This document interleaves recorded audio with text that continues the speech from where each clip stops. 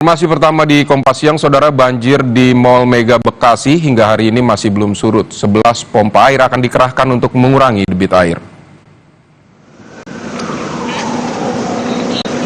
Hingga hari ini air masih merendam area parkir dan lantai dasar Mall Mega Bekasi, Jawa Barat. Sebagai upaya mengurangi debit air, pihak mall akan mengerahkan sejumlah pompa air termasuk pompa air milik pemerintah.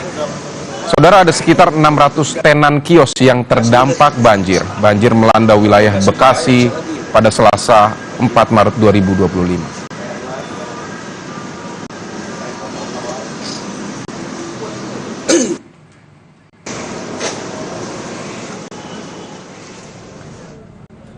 Dan saudara, kemarin Menko Infrastruktur Agus Harimurti Yudhoyono memantau langsung sejumlah lokasi banjir di Bekasi, Jawa Barat. Selain lokasi banjir, AHY juga meninjau jalan dan turap yang rusak.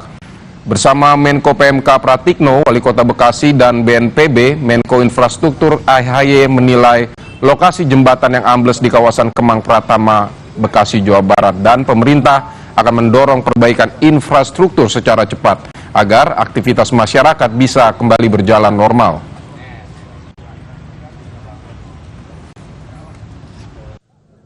Jadi tentu Pak Wali Kota sudah punya rencana, tentunya akan disupport dari Kementerian PU, termasuk juga dari BNPB.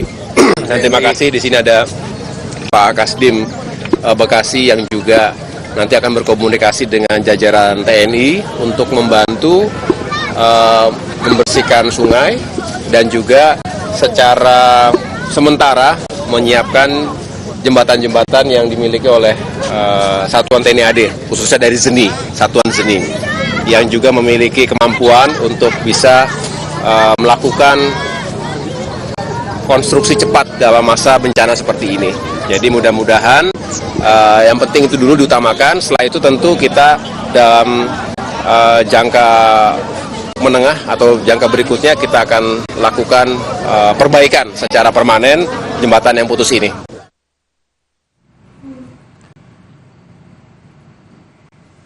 Sementara itu, pasca banjir di Kompleks Pondok Gede Permai, Bekasi, Sekolah Menengah Atas Negeri 21 Bekasi masih tertutup lumpur. Siswa dan guru bekerja sama membersihkan sisa lumpur. Siswa berharap bisa belajar kembali dan sekolah yang saat ini sewa bisa segera dipindah ke gedung permanen.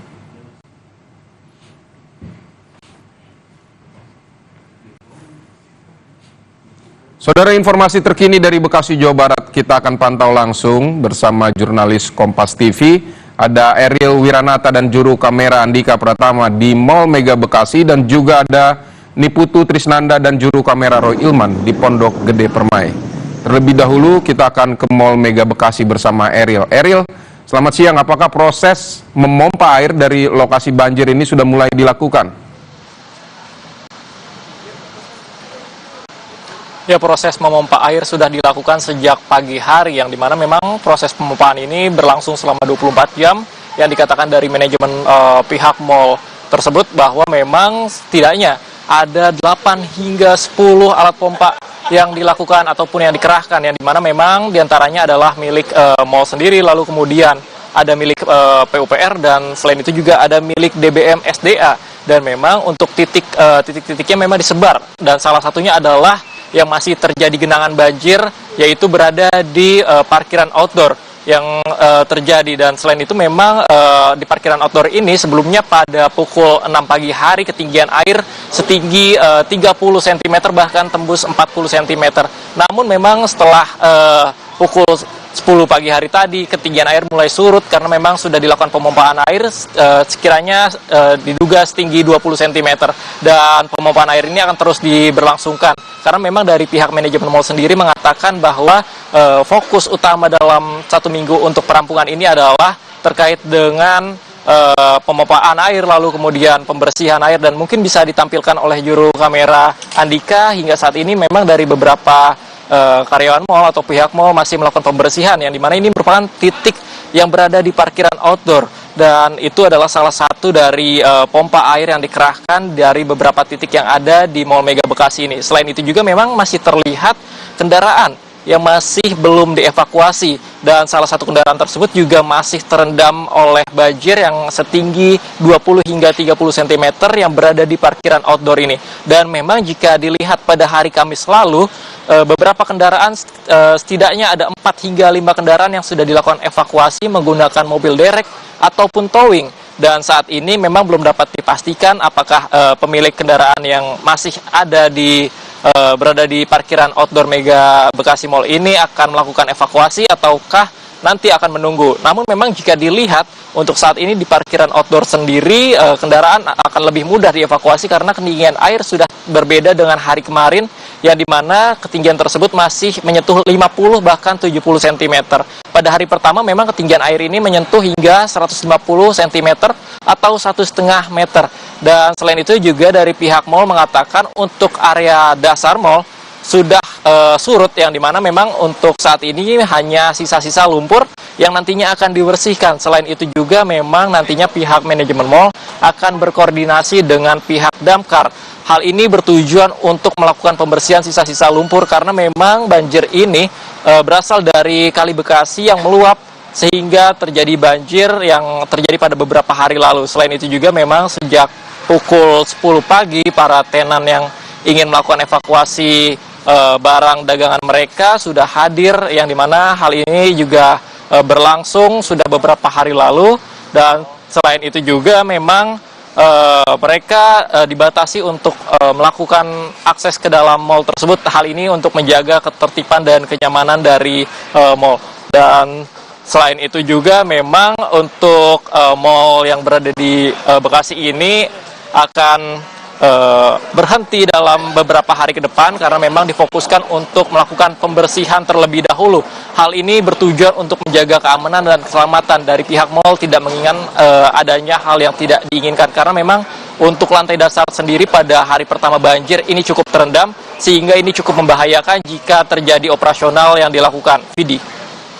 Baik, terima kasih Ariel Wiranata dari Mall Mega Bekasi. Saudara, kita akan ke SMA 21 Bekasi.